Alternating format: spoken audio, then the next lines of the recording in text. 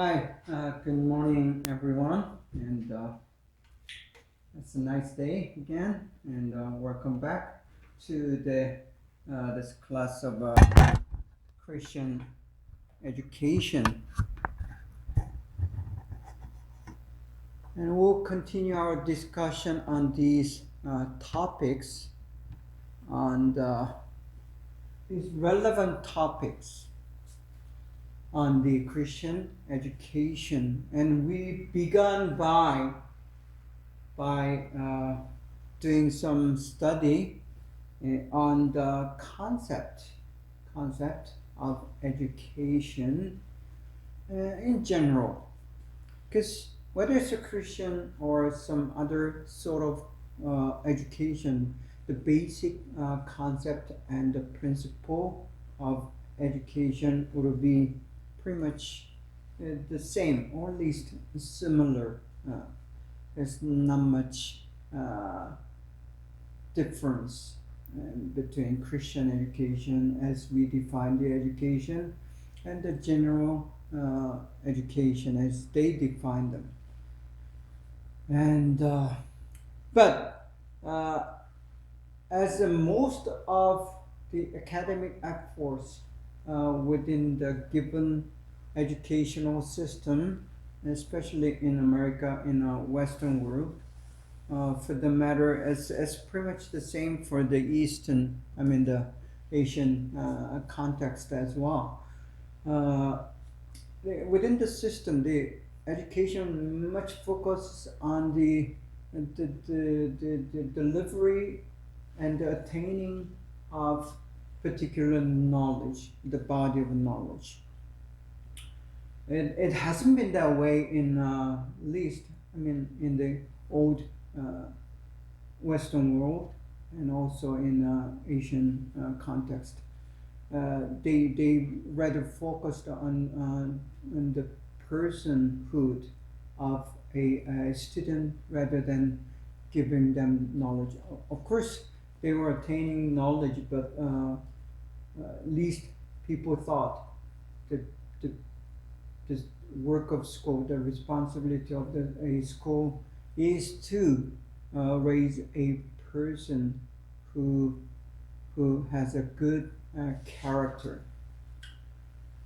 So now we'll continue on our topic of discussion on the defining and the understanding of Christian education. So this is more particular to the Christian education that we are discussing rather than in the general education. But I feel as an educator myself, it is always important to focus on a personhood, right? On raising good person with a good character rather than having them to have more knowledge and better skills. That comes as a secondary to our kind of education needs. So the Christian education, I certainly believe that should focus on the personhood. So we'll, on that sense, we'll continue with this topic 3. Education as a holistic growth. Holistic growth. We discussed the term education, so we need to further investigate the concept of being holistic and then growth. And I put the subtitle as a biblical mandate. Mandate being our responsibility as believers, Christians. So all the Christians are mandated for the some say for evangelism, of course, to extend the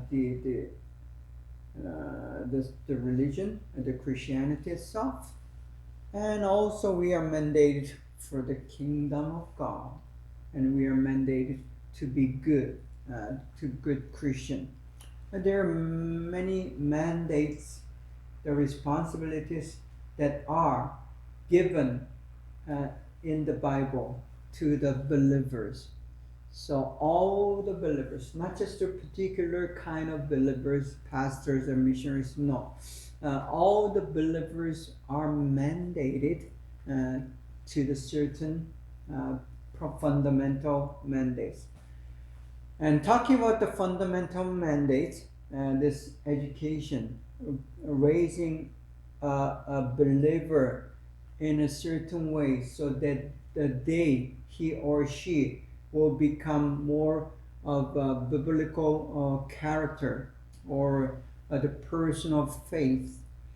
That is the mandate. That is one fundamental mandate that is given in the Bible by God, and that has been tested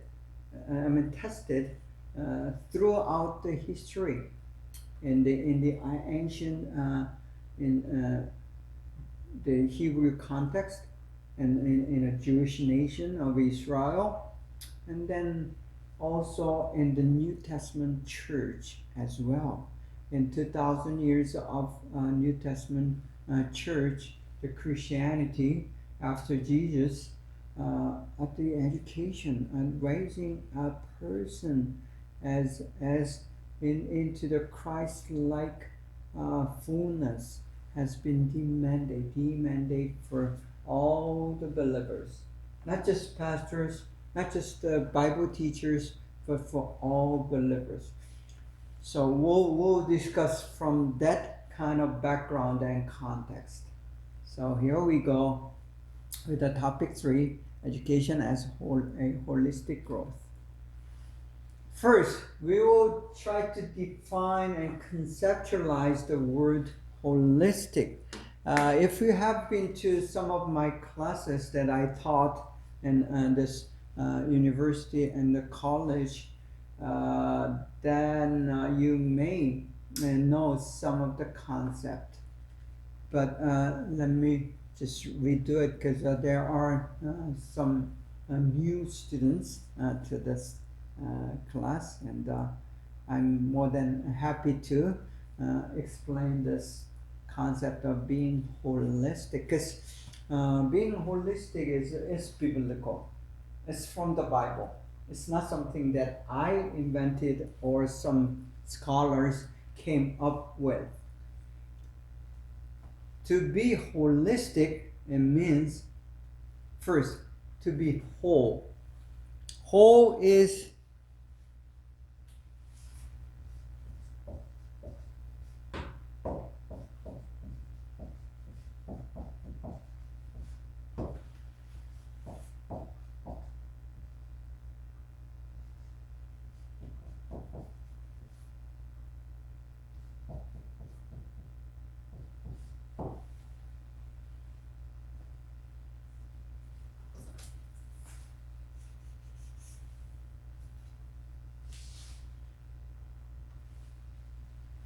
so whole is not part.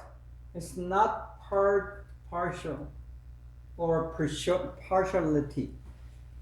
So if you are whole, it means it's a whole. Think of a pizza or a pie. You have a whole pie that's round and not cut. If you cut your pizza or your pie and have a piece, that's a part. That's not whole. So idea of being holistic, it includes everything, all things. So not just part of it. So another word, whole, means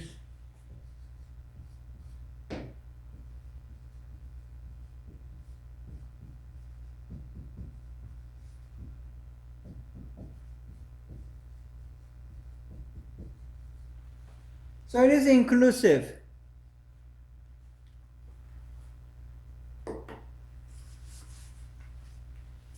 It includes which is yours. So that's whole. So holistic means that the education being holistic, it means it should include not only all the topics that are necessary for a person to learn, but it means you are integrating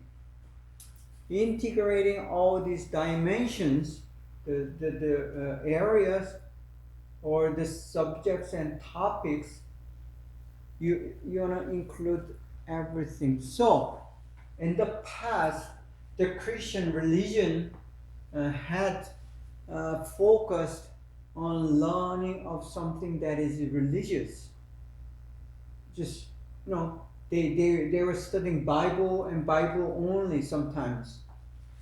But life, while the Bible provides all the worldviews and values and important ethical standards for its students,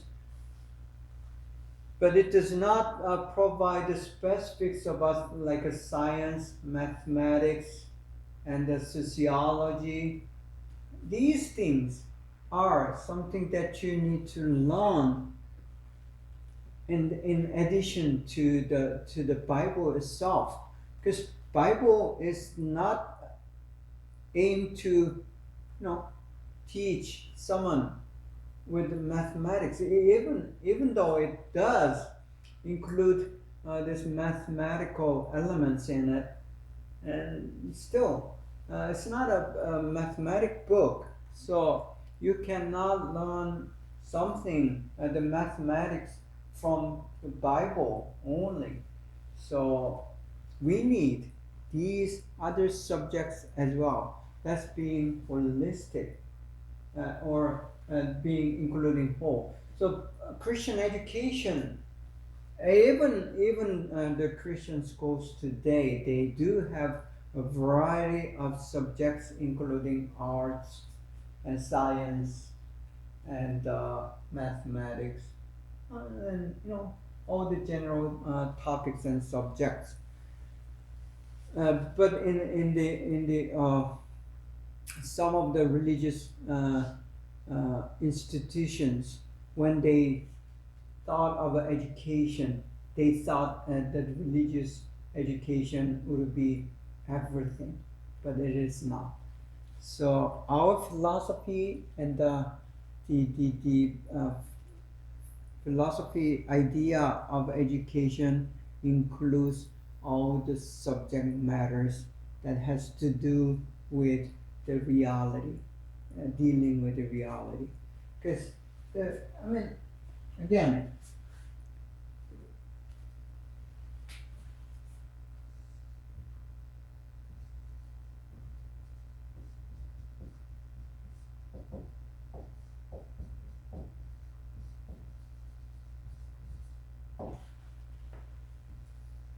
so these are two major pillars of understanding our world. So when we talk about the worldview, it means worldview deals with how do we see and perceive the reality.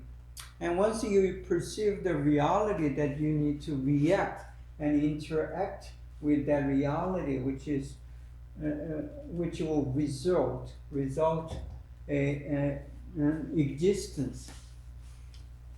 So life, the education, being holistic means we talk about the reality as it is. There were in times the Christianity and the Christians were lying about reality or deceiving their believers, their church members about the reality, and give the false sense of reality, and they become fanatic, meaning out of this world, going crazy. We don't want that. Being a Christian means you're being real as much as possible. You don't want to be unreal, or you don't want to fall into fantasy, a dream. Two being too much idealistic, you become fanatic. You're not being real. So we are not the idealist, we are realist. The Christians are to be realist while they are aiming at the ideal, God-given ideal. Uh, so that's who we are. And that means we want to be real in everything, even in education. So in education, you want to be realistic, because the education is teaching you, your students, how to perceive reality as the Bible and God sees them. So God sees the reality, and He writes and He tells His people, this is what is real for you. For example, sin, that's real. A failure of human being, that's real. Our greed and lust, that is real for us. We don't deny that. So with the same approach, we want to be real in our education. So holistic means it includes the reality, and it does teach about the existence. Now, the second item on the list is integrated.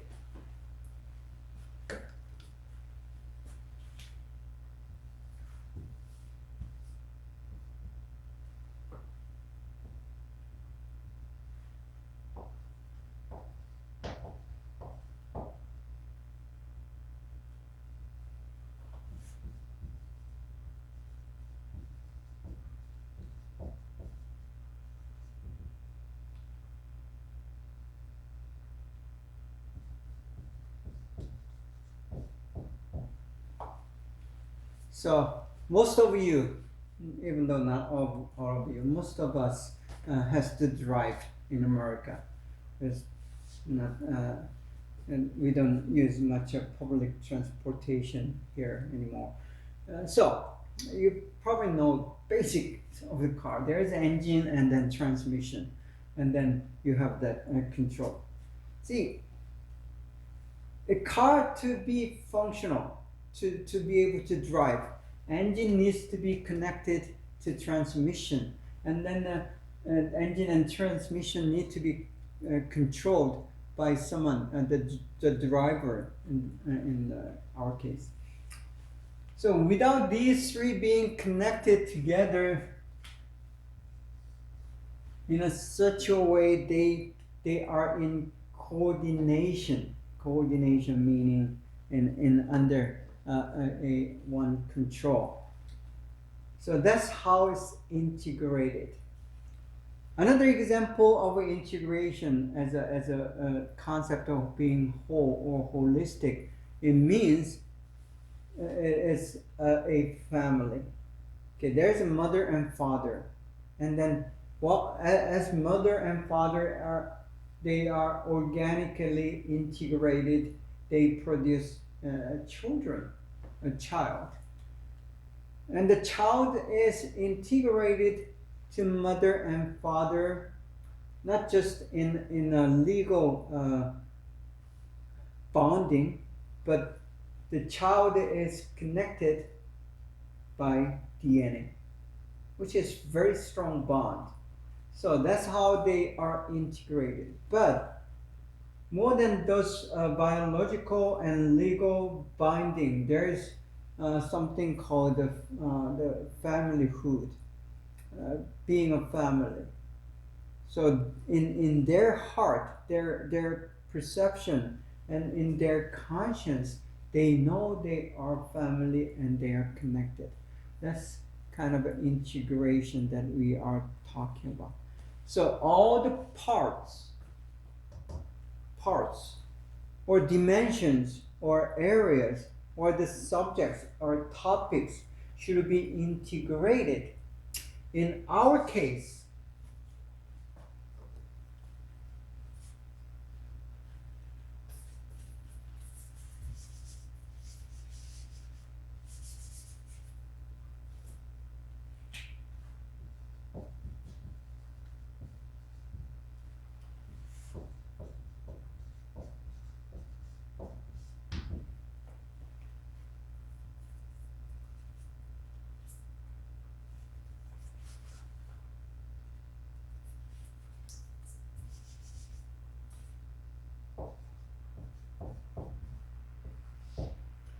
whatever the subjects are. These are just some examples of subjects that we study in a school. Or if it's a church, it might be a little different, but let's think of general education. So these science, sociology, and arts are integrated even in a secular field of education. They are integrated by a given philosophy of education, or the ultimate end goal of education. But in our case, these topics and subject matters that we study and deal with, whether it's science, whether it's religion, whether it's mathematics or sociology, especially those things, the science and sociology, they need to be integrated. You learn something that is taught by the secular, with a secular philosophy and background, and then you study the Christianity as religion, and the Bible class, and then you have science that is teaching evolution rather than creation. Then that kind of school, the education is not integrated. It's all apart. They are not connected. And then when a student learn from that kind of environment, as a matter of fact, that may happen within the church. Some Christians and the church leaders, they think that the education is education, and then the Bible teaching is Bible teaching. So they teach by the creation in the church, but they also they agree with the evolution on the secular teaching. If that happens, a student, those are I mean, creation and evolution cannot go together.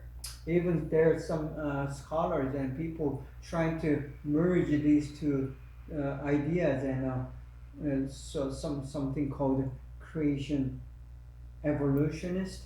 That's not possible. It's like you're saying circular triangle. That never happens. Circle is a circle and triangle is triangle. You cannot put them together and say these are the same things.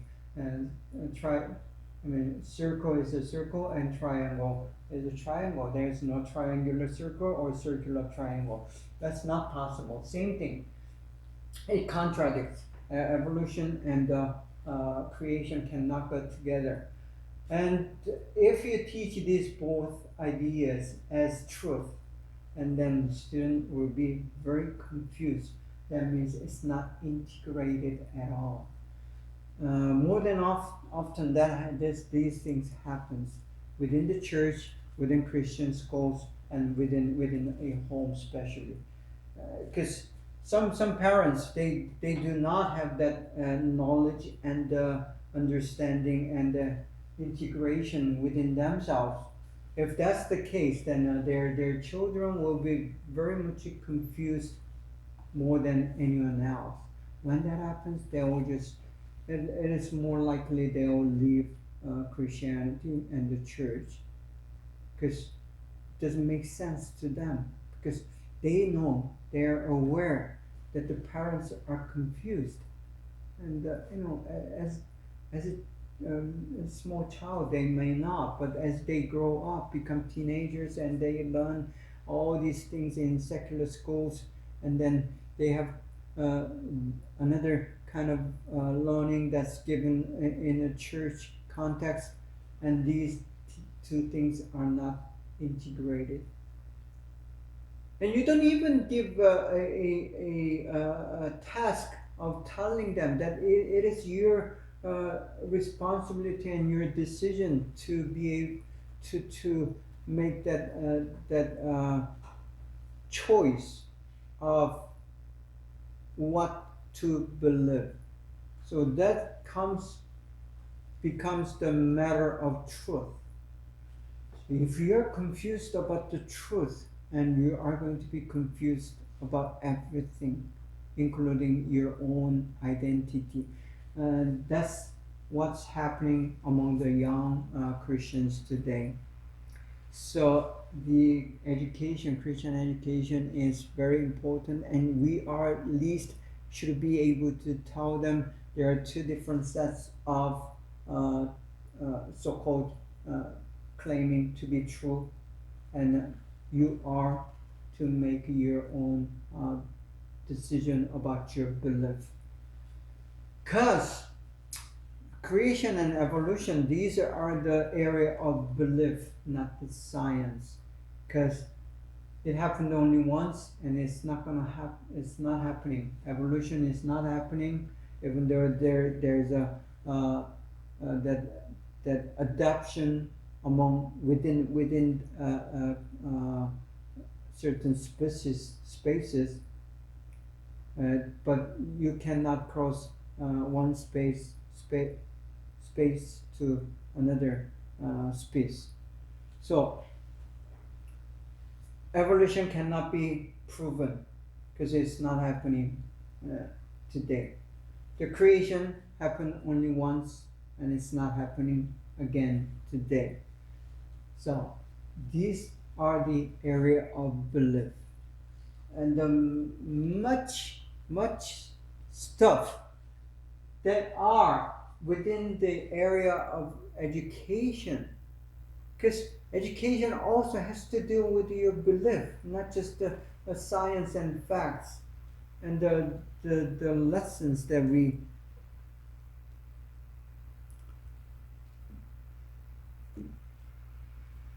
study. So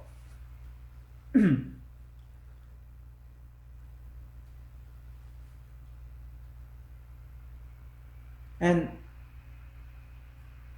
the thing is, we need to be able to integrate what we are being taught. And our job as an educator, the teacher, is to help our students to integrate so they become holistic, not divided, not confused. So integrated means not being confused, not being segmented, not being puzzled. And so if we are puzzled, or if your student are puzzled in some ways, then your job as a teacher is try to help them to have that integration. Okay? And the balanced. Some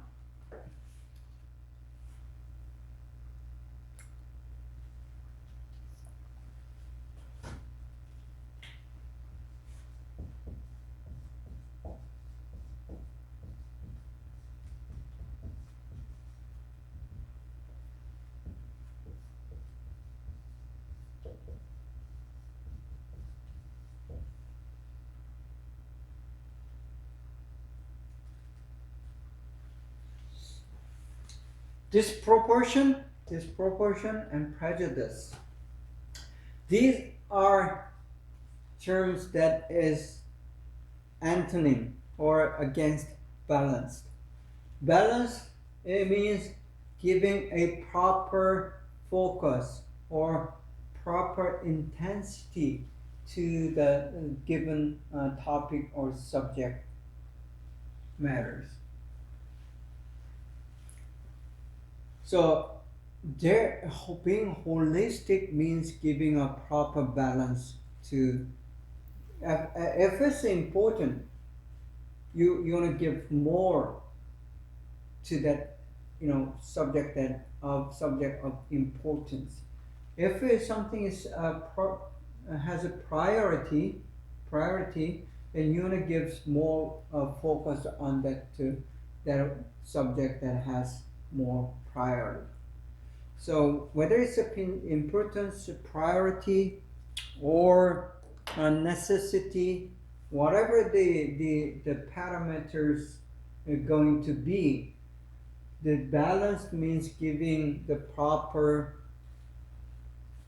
not disproportion, but giving proper proportion to the given topics. And for example, in the just past just go back like a 50 years, and whether you're from China or Korea or somewhere else in Asia, we know that the position of woman, the female, in our culture and society was not balanced.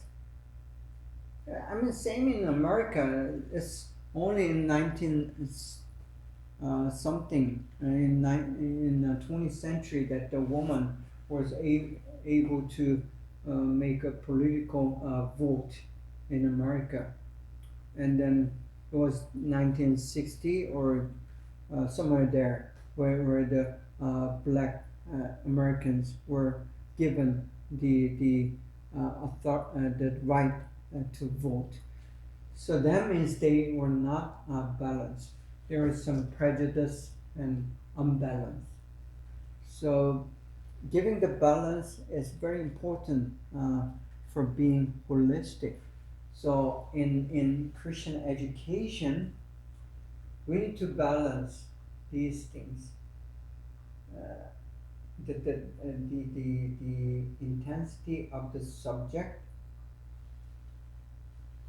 and teachings.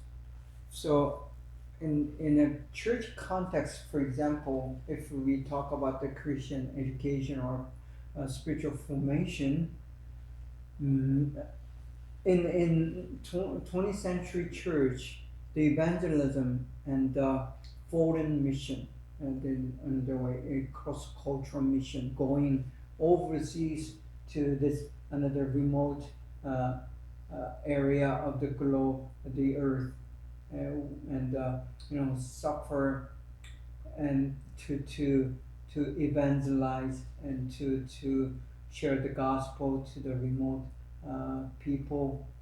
That was kind of a mission, and it was very emphasized and focused. Evangelism, just to be able to go to a person and share the story of gospel and help them to come to know Jesus Christ and to save them. That was very important.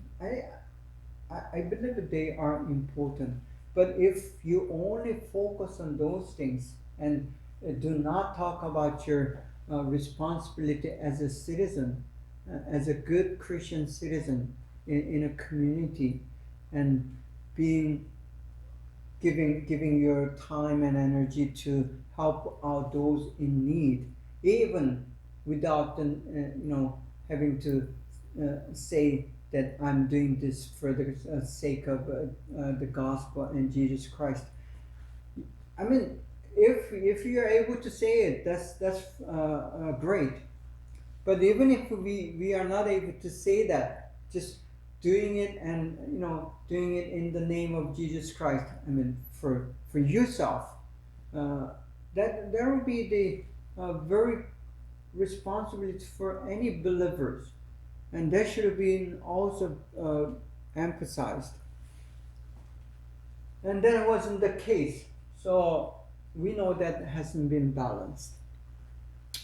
Then fullness is like this.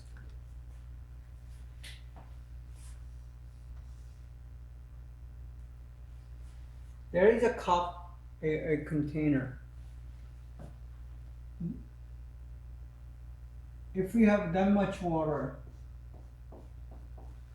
in it, it's not full, it's only half. Fullness means this. But this is a mechanical or physical fullness. There's something that's organical and biological fullness. If it's a flower, let's say it's a rose.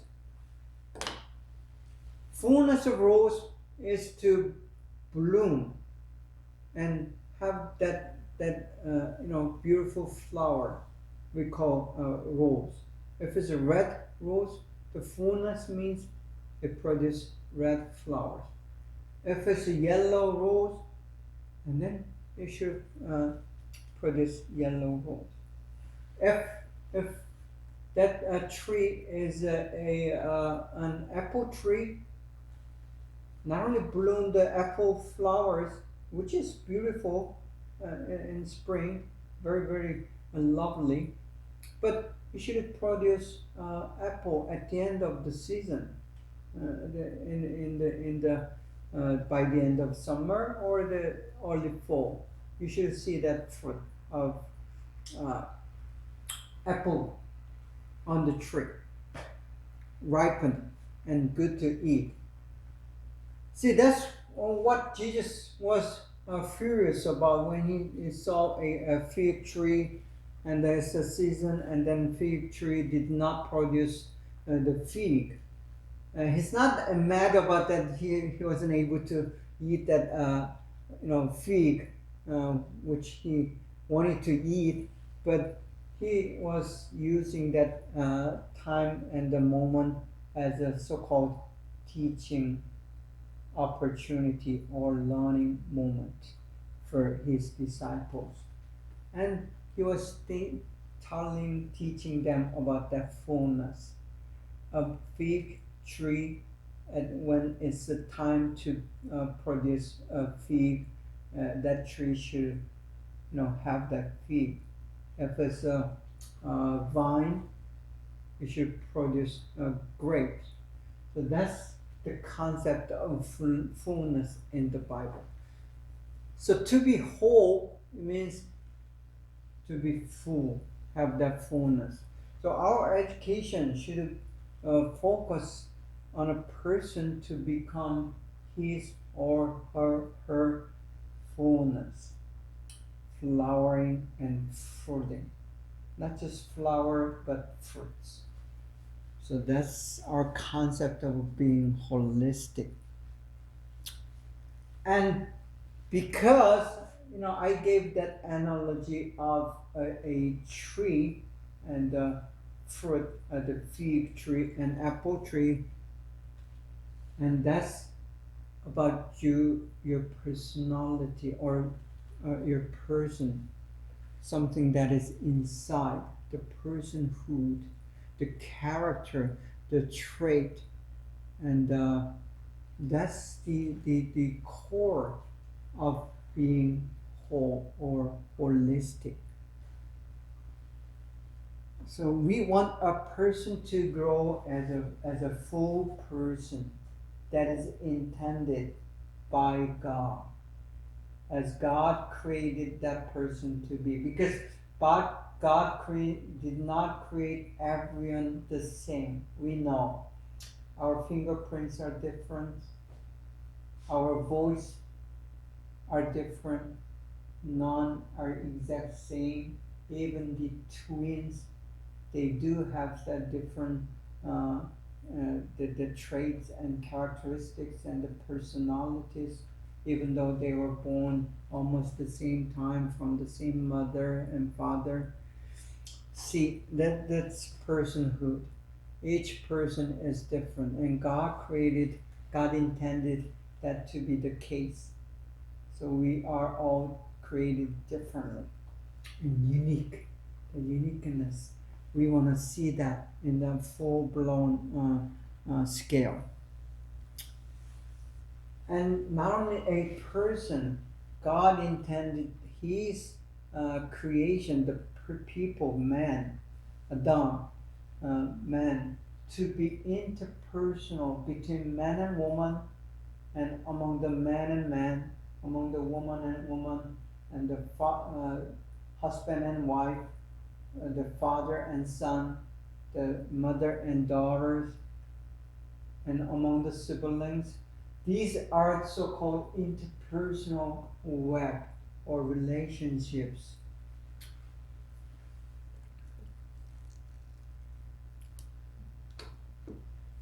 시간 좀 봐줘.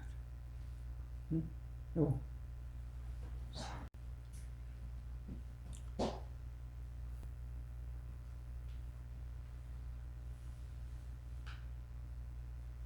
So being interpersonal, that's very key to being holistic.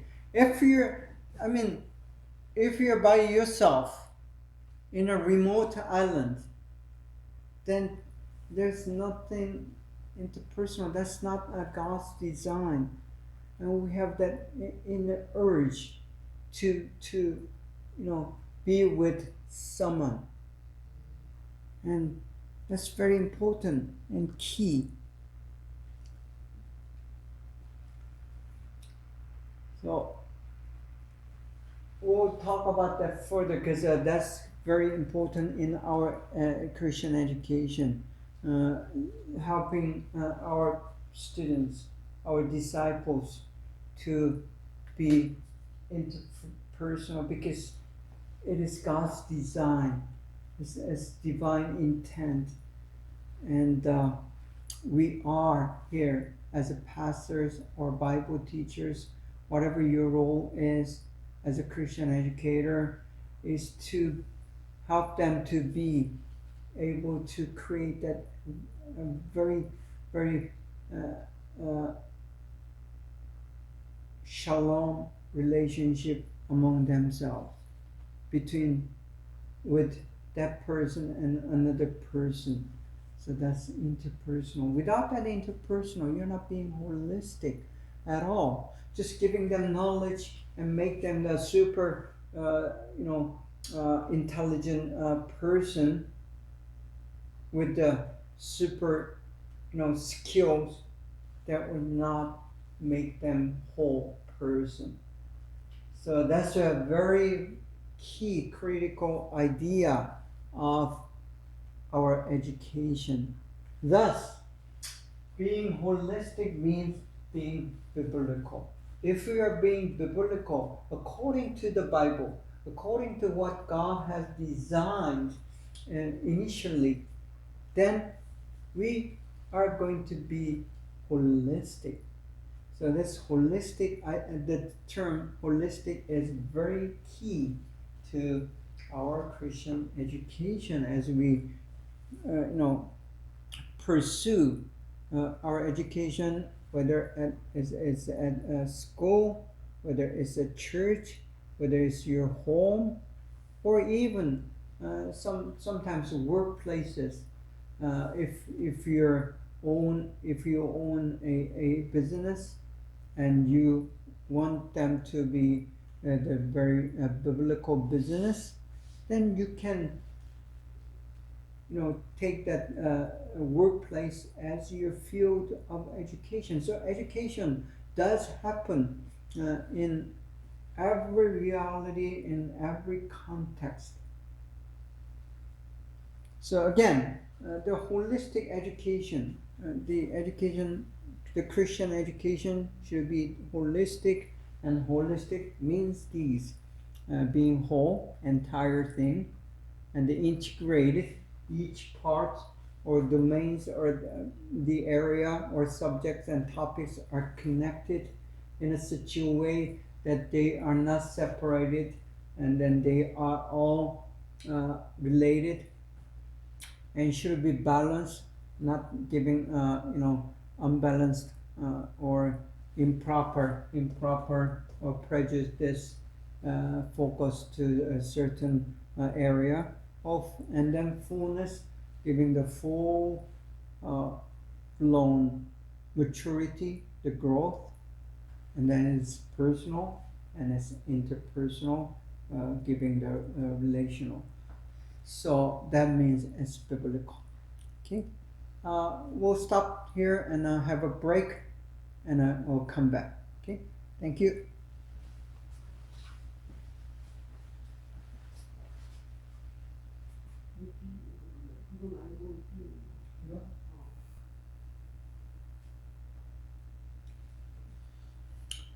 Okay, we are back from the break.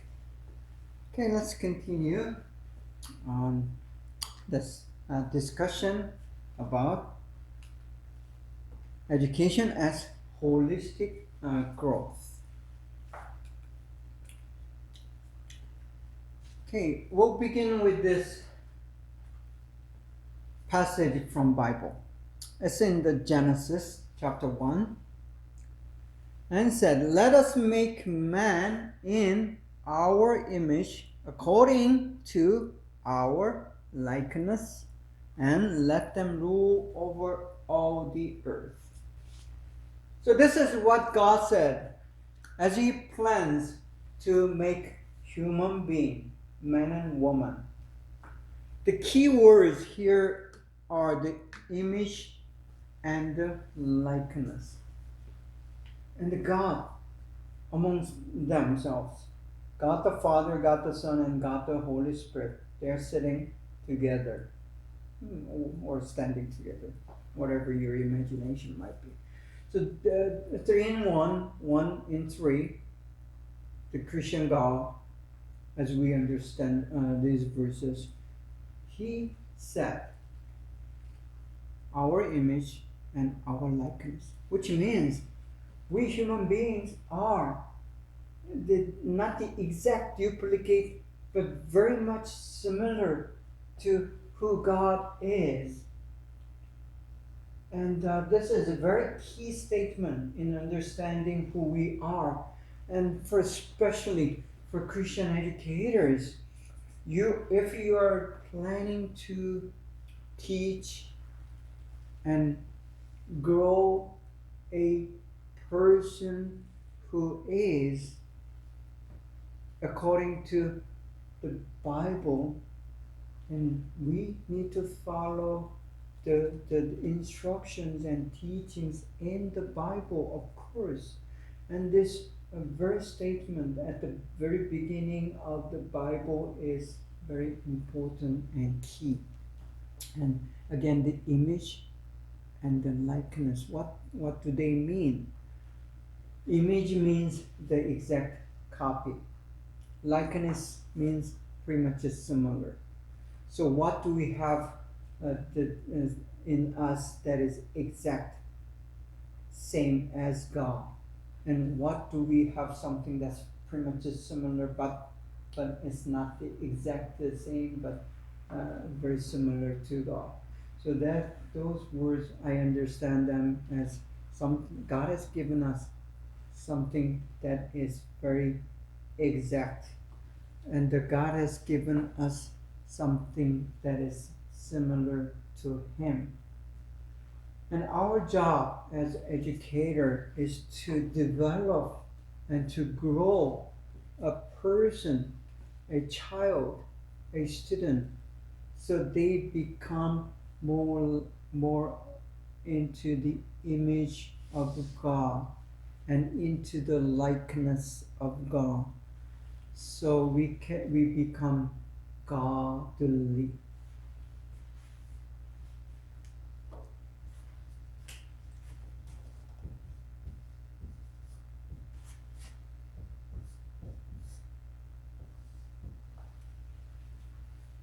So godliness is the key to Christian education according to these verses. So as we begin our quest for learning about this Christian education, our job is to understand the instructions from God, because these are the mandates or the given orders. So Christian as a godly being, okay? See, godly. Imago Dei is a Latin for the image of God. So image is like when you see yourself in a mirror. That's what the imago means in Latin. So exact reflection. The thing is, but you see yourself in a mirror, but your left and right is kind of reversed, right? So that's kind of image. But you see the eyes, you see the same nose, you see the same lips, same color of hair. Your hair color does not change when you look at the mirror. So that's reflection.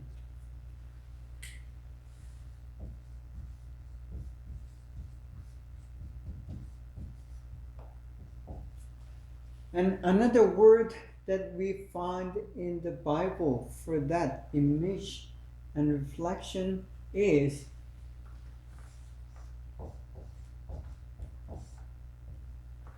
the glory of God.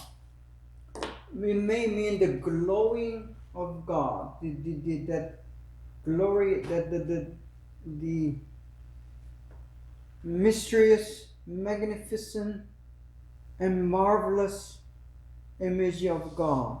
That's one sense of glory. But another meaning of glory is reflection. So when we say in the Bible, we are to glorify God. That means we praise, we lift up, we value, we give reverence and honor to the God. And that's one sense of glory, giving glory to God. Another sense of giving glory to God is reflecting His exact image into yourself. So you become godly.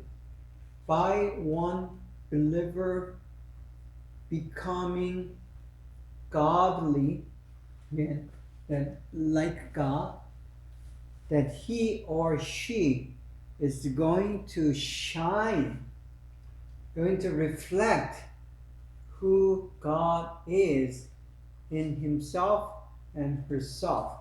That's the concept of glory, the reflection, the image.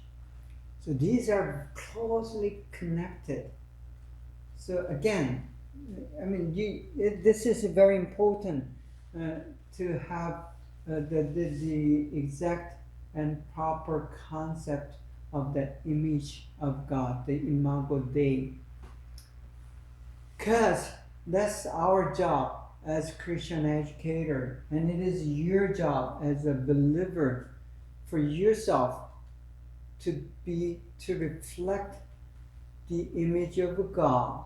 And by doing so, you are teaching and influencing your students, your disciples, to be able to see the unseen image of God. Because you cannot see God according to Bible until you everything is going to be perfect and complete, and you're in heaven. But we are not in heaven yet, so we are not able to see God or face God, because once the moment you face God, you're going to be dead physically. That's what happened in the Old Testament. So we know once we face God, then we are dead. I mean, meaning that you're not of this world anymore. And the image, again, image is a full reflection, the exact reflection of Godhead, the God's character, God's personality, God's goodness. So that's something that we are trying to do. So Christian education is aiming to help our students and disciples to exhibit meaning express and show and display. Okay, exhibit, display, show the image of God that is given to that person, every person for the matter. So even though there's the most evil person, in history, they were created in the image of God. Only problem was they disconnected themselves from God, separated themselves from God. So they are no longer having that continuing empowerment of God, the image of God. No longer they are not reflecting the image of God, but image of evil, the evil one. And then the likeness is something that's similar, not the exact copy. But that does not mean that that thing is a fake, because it is what God had intended. Okay, let me explain a little bit on this, elaborate, because this is how I understand the term likeness.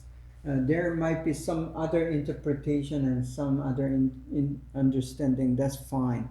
They are entitled their own interpretation and own understanding. But as I understand the likeness, this has to do with something that is built in yourself.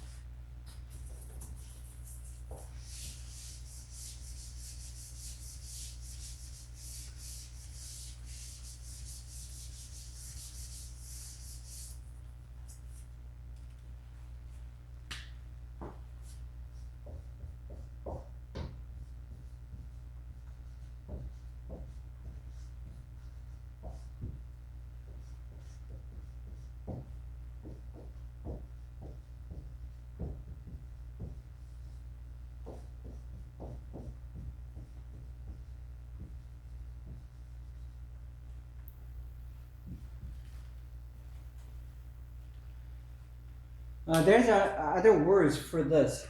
Let me just say it for the sake of saying all powerful, omnipotent, all knowing, omniscient, and then omnipresent. I mean that's a Latin words for that same English translation. So God is, as we see God or read God in the Bible, He is God who is all powerful. It means He can do everything except one thing, being evil. Being evil, He cannot. He cannot lie. He cannot be false. So except those things, He's all powerful. He can do what He wants. He can do what he imagined in Himself. So this is something that every human being is dreaming of. That's why we have that Superman, and then Spider-Man, and then these Avengers. These are all like those imaginary figures, heroes, but they are more like God. And all these hero things, Superman and all these modern heroes, comic movie heroes, imaginary heroes, are coming from that Greek myth. If you read the Greek myth, Hellenic myth, they have all these semi-gods who are more powerful than human being. They do some things that us human can never imagine. But there's the desire in human being to become all powerful. If I can do this, if I have this ability and power, see, you have imagined this, and if you look into yourself, you know what I'm talking about, right? So we want to be all powerful, but God is all powerful and we are not. That's the truth. It's not because we have sinned. It's because God had designed us to be limited in our ability, our power. So that's likeness. It's not the exact copy, but pretty much it's similar. We do have some ability and power, right? very knowledgeable. We can use our hands and minds to create something and to develop so-called technology. All these things has to do with the power, the ability that we have received from God, because God did not make us with the exact all-powerful ability, but very similar. So our job as an educator is to develop and help to uh,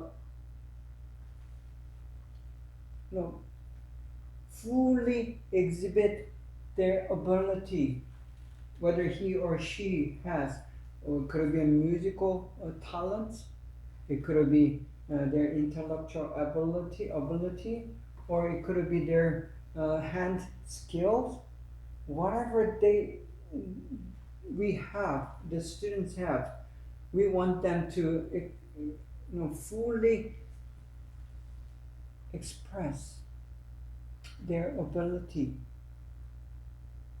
So that means they are glorifying God by doing whatever they were supposed to do, they were designed to do in the area of being powerful. So we are powerful. We have given certain abilities. Some has given more, some has given less. But that does not matter how much they have. That shouldn't discriminate anyone. So that's biblical. That's why we should not discriminate those who are challenged, whether it's mental, whether it's a physical. So-called disability does not mean that person is not a person. They're given less. They have been taken of their some of ability because of accident, because of sickness. That's not their fault. It is our fault, the human fault in general, because we have fallen. And that's no reason for discriminate, because God has given accordingly. It is His decision to give more or less, and we don't have anything to say about it. And we are equal because we are not measured by our ability or power, but we are measured by the image, our character, our personality, our motive. That is something that is inside us, that is more valuable, that should be counted. Again, so that's a very important key to Christian educators' philosophy. If you think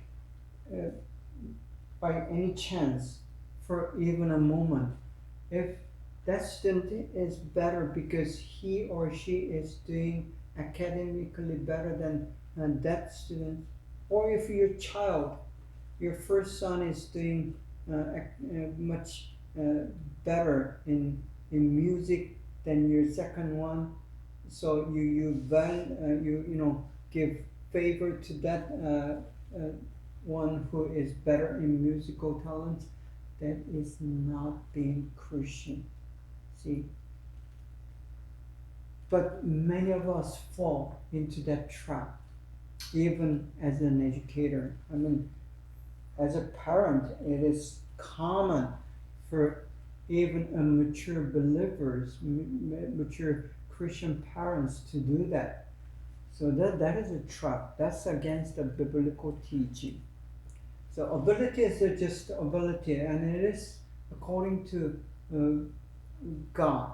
But the thing is, we want them to exhibit 100%.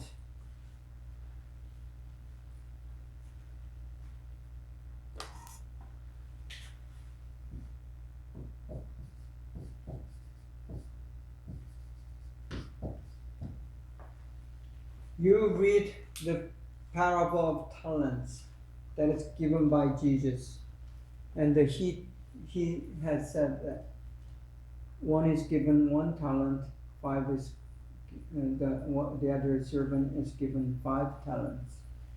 One matter is how they use that talents. So the key to that parable is one has just hidden that talent, whether it's 1 or 5, and just made it, did not use it. But the other servant used it and made a profit. It's not the thing that made a profit.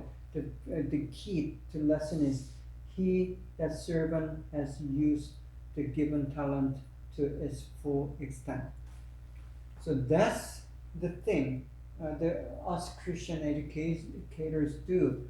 Whatever talents were given, we want to identify and discover those talents, whether it's musical, whether it's a sports, whether it's hand skills, whether it is their intellectual ability, whatever the cases are, or whether it's a creativity, we do have certain talents. And our job is to identify them, discover them, and then help them to exhibit 100%.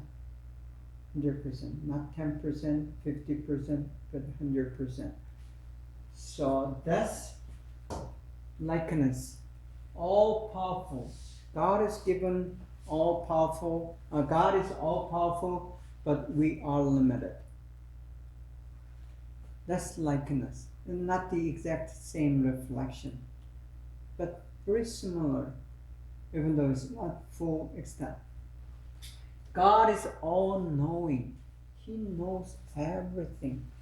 The Bible tells us He knew us even before we were conceived in mother's womb. Because in the time of the beginning, at very first word in the Bible, in the beginning, that's when everything started, and that's when God knew everything about the world history, how the Adam and Eve is going to deceive and go distrust God, and then how Satan is going to come in and rebel against God, and take 1/3 of angels to his side to fight against God. All these things will happen. He knew that he's going to send his son to his people, but his people is going to kill him on the cross, hang him on the cross. See, he knew all these things, but he did it anyway. When that happens, one does something even though he or she knows the outcome. There gotta be a reason, and the Bible tells us what was the reason behind it. And coming back, God knew everything. God knows everything. But us, we have limited knowledge. We have limited intelligence. We have limited capacity to remember. These are all limited. So we are not the same as likeness. Not the same. Image, that's the exact same thing. But about the knowing part, we are limited. We are different from God. But that doesn't mean that we are all just full. But God has given a certain ability to know. We know about the past, but we don't know about the future. But God knows everything. Then, all presence. That's another very key aspects of God. And God is everywhere. God is everywhere. We cannot avoid Him. In Psalm 139, It says God is here, God is there. Even if we go to the end of the earth, God is there. God is there when we are alone by ourselves. God is there when we are among with our friends. So God is everywhere, but we cannot be everywhere. We are here at this moment, at this place. That's how we are limited. But that limitation does not make us half human or things. We are able to move. We are able to travel. We can walk. We can run, and we can be there where we want to be, but not everywhere. So that's our limitation. So likeness and the image. I think you get the idea. So that's how God had designed us. But going back to that verse we just read, there's another thing with the big O here. See, us, our. There's a reason why this person who made this image put that capital U and O there. Us, our. That has to do with something we call we-ness. That's not an English word. Actually, you don't have that in the dictionary, but people use that word, we-ness, being us. In Korean, we say 우리 됨. 우리 means us. 됨 means being. So, us being who we are, us. That is a very key concept in the Bible. Many kind of, ignore that us and our in that particular verse, but us and our in that verse is a key, more than the image and likeness, the we-ness, us being, God being three, and three in one. That's the key to Trinity. Trinity is, the concept of Trinity is that we-ness, us being together. Even though God are three persons, they're in harmony. They're thinking the exact same thing. They are willing to say exactly the same thing, and then they love one another in perfect harmony, and that's the state of shalom.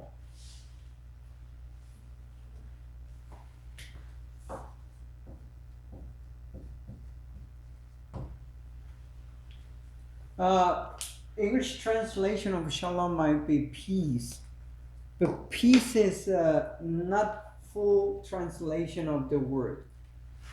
The shalom is a very dynamic state, the full state, the maximum state of one personal being with another personal being.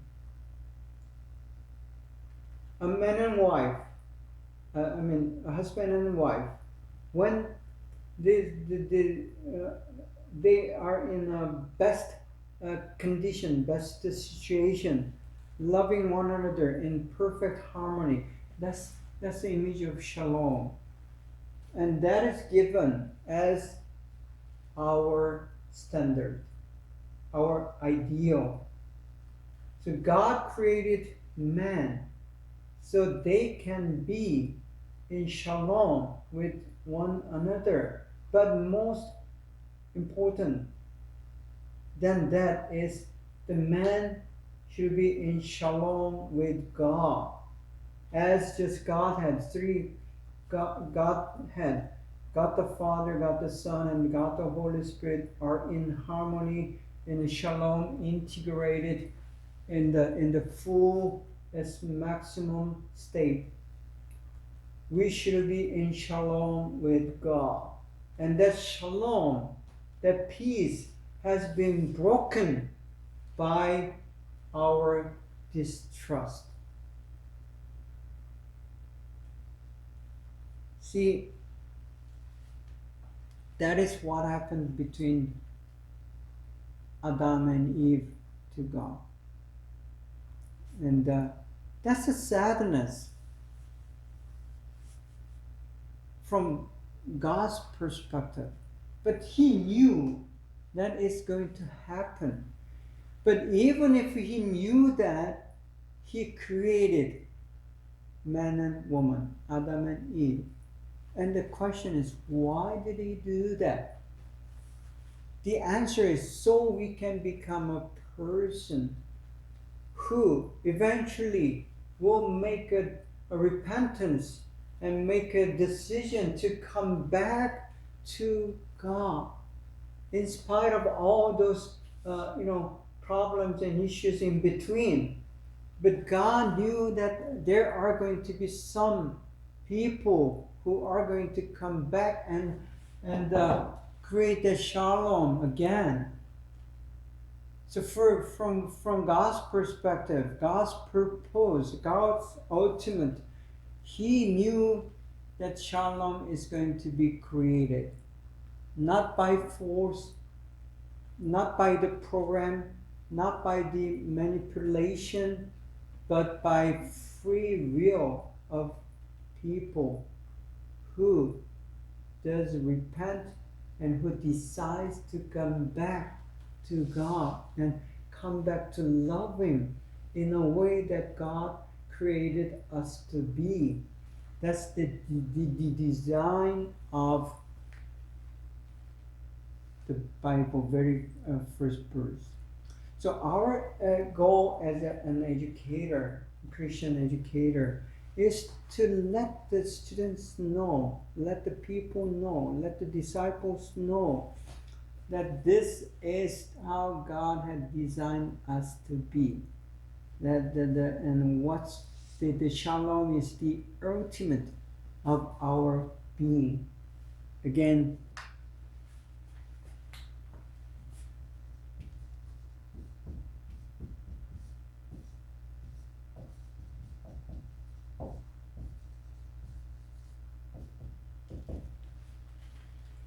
though human reality is not what God has designed to be, because not because of His fault, but because of our own fault. But the ideal existence is shalom, the peace, that loving relationship among the human beings, that loving relationship with God, as God, Father, the Son, and Holy Spirit are in loving relationship forever. So that is the ideal of Christian education. That's holistic growth. So to raise a person, whether it's in a church, whether it's a Christian school, whether it's a home, our job as a teacher, as a Christian educator, pastor, and is to raise them to be godly, into His image and into His likeness and into the shalom. So each person having to have that exact image, that character, that personality, goodness in them, and to exhibit, and to have fully discover and exhibit the ability, the capacity that were given to each person. Thus, and those people will have that relationship with one another and with God. That would be the ideal of growth. So we are aiming toward that growth. And any program and the project or curriculum or the subject, the topic should aim toward this. So this is the ultimate. This is the final end. And if you miss that, then you're missing the Christian education. So again, let me elaborate a little bit further into the image of God. The image of God, it includes, it's about the being, who we are. When we talk about who we are, it's not what we have. What we have as an ability, a being is who we are as we are standing there. Even if we don't do anything, there has to be that something that's inside, and it's called personhood. It's about the characteristics, and it's about the virtue that is inside you. And the Bible has several of this in the Bible, the virtues.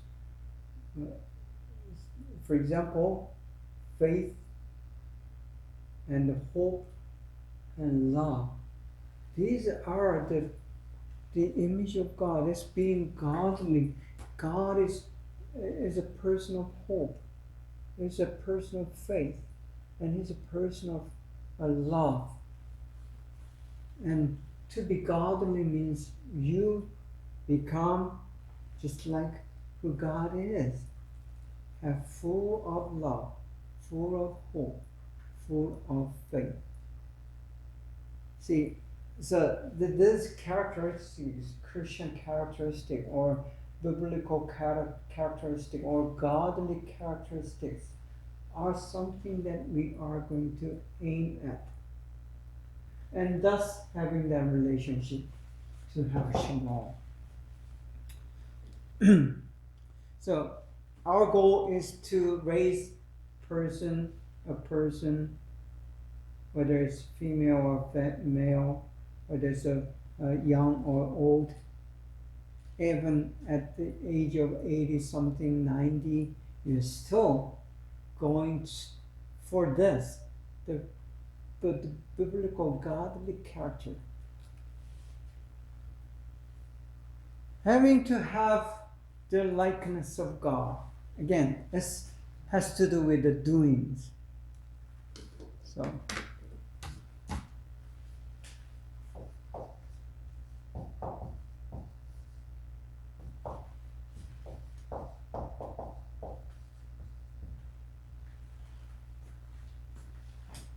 God created a person to have this being, and then we are within the time and space, and we are given these resources,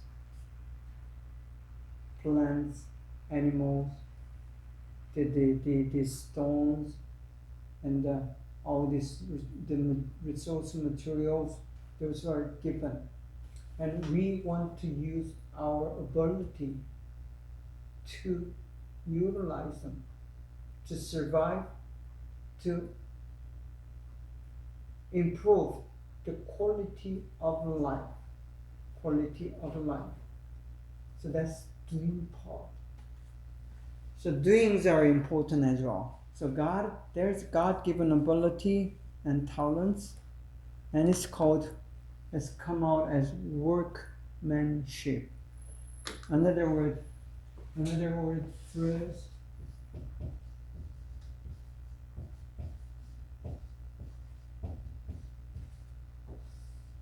Stewardship.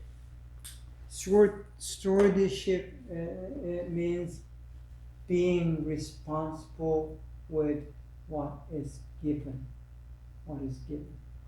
So you are given something from someone who owns that, and we are given temporarily to take care of it, to manage it.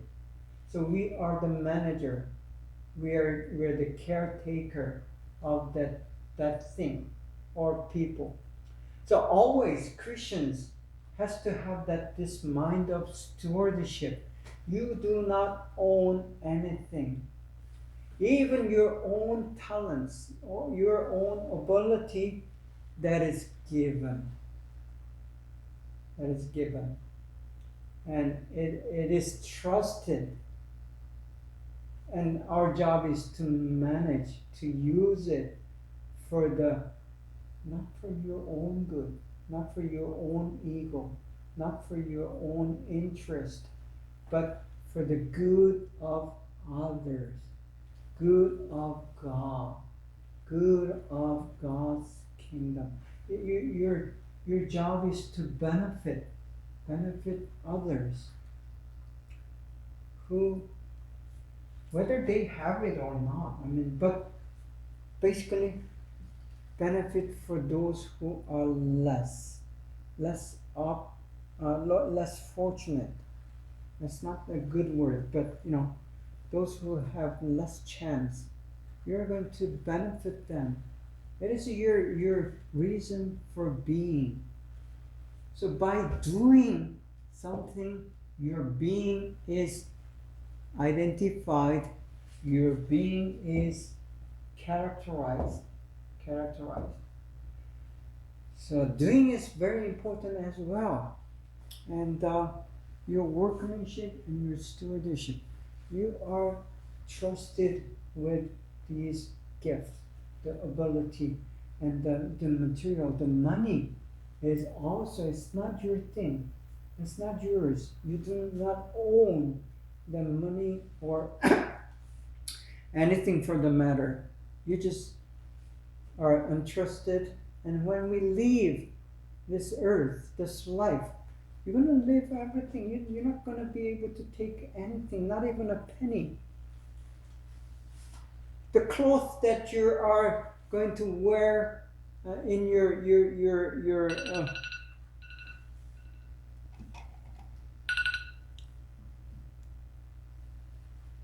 in your coffin, the box that you go in when you're dead. See, that is also, you're not going to be able to take that coffin or that cloth, even anything. So you are entrusted, and we are there to manage and take care of it for not your own good, for the good of others. So that's likeness. Again, witness. See, I already explained this. Again, let me just emphasize.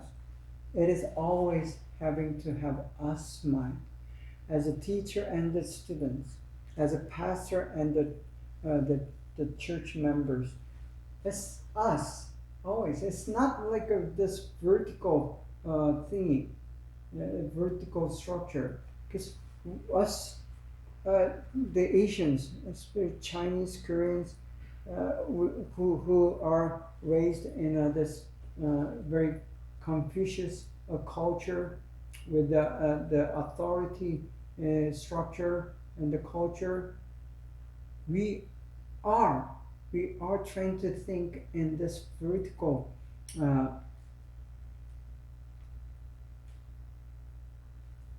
frame.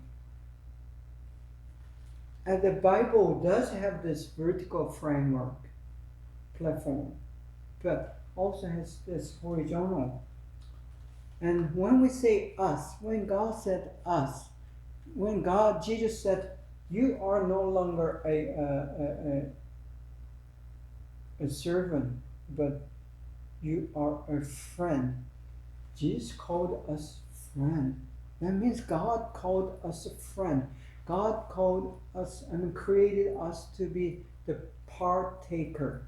Partaker means partners. Partners for the things He created. And He has given that authority to us.